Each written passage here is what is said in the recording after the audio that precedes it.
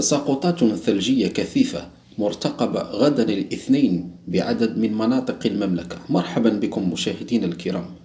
قبل ما نبداو ما تنسوش بالإعجاب بالفيديو والاشتراك في القناة باش توصلوا بأخبار المغرب. نخليكم مع التفاصيل.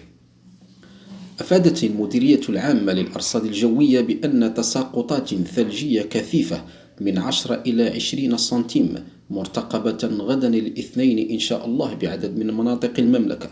وأوضحت المديرية في نشرة إنذارية من مستوى يقظة برتقالي أن هذه التساقطات ستهم المرتفعات الجبلية التي يتجاوز علوها 1800 متر والتابعة لأقاليم الحوز والتارودانت وورزازات وتنغير، وذلك ابتداء من منتصف ليلة الاثنين إلى الساعة 12 زوالا.